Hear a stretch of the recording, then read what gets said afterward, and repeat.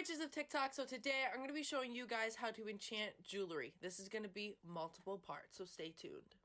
Alrighty, so one method I'm going to show you is the simple method, and I use the same method with charging crystals, is you're going to put the object, this piece of jewelry, this is a cross of protection, and I'm going to put it in my less dominant hand, put my dominant hand out, and I'm going to focus on my intention and try to picture protection energy coming to my hand, forming at my palm, going into my arm, going through my body, into my other hand, into that palm, and into the object.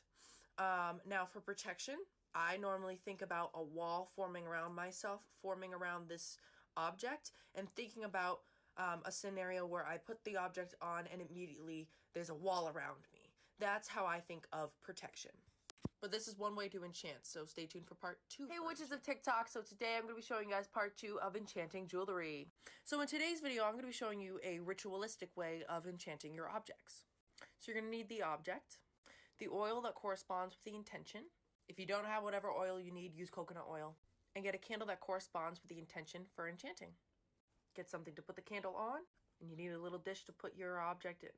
Step 1 is to cleanse your object, and I'm using floated water to cleanse the necklace. Make sure you guys cleanse this stuff too.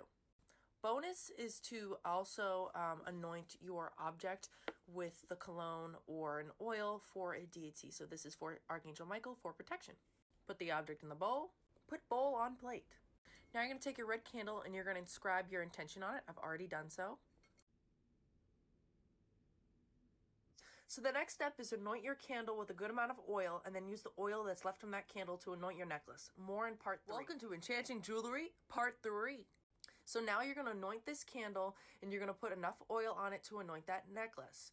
Now the reason why you're using the oil from the candle to anoint the necklace is because you are trying to attach this candle to this necklace. Kind of tying the object, tying the energies together so that way it's truly going to do a spell for this object specifically, not just for you. Now a bonus is to put herbs on your candle as well when you're dressing it. So if you're doing protection, you can use like rosemary or cinnamon or some sort of protective herb. And you can also incorporate protective stones into your ritual as well.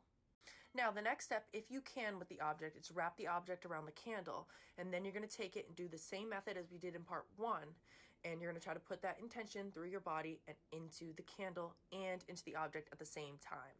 Now there's more in part 4. Part 4 of enchanting jewelry.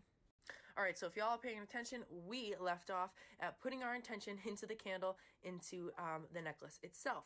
Now, I also have a crystal. This is carnelian, and I'm going to use this as well. So I'm putting this underneath my necklace here and enchanting it as well when I enchant everything else.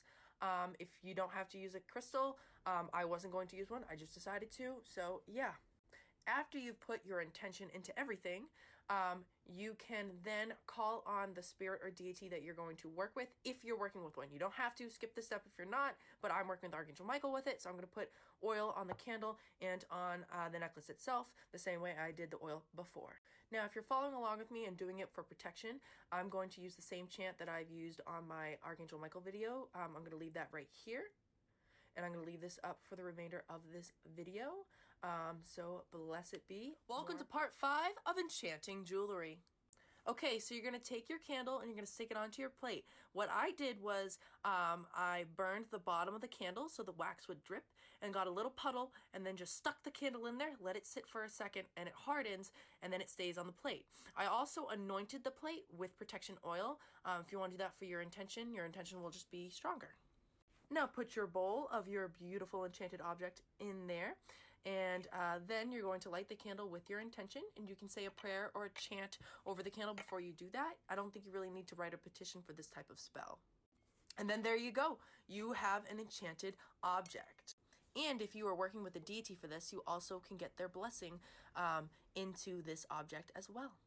Now, if you're enchanting this with protection, I highly recommend working with Archangel Michael. There is no harm in doing that, and it'll come to you no matter what your religious background. He will always help you. He's a great protector. Blessed be.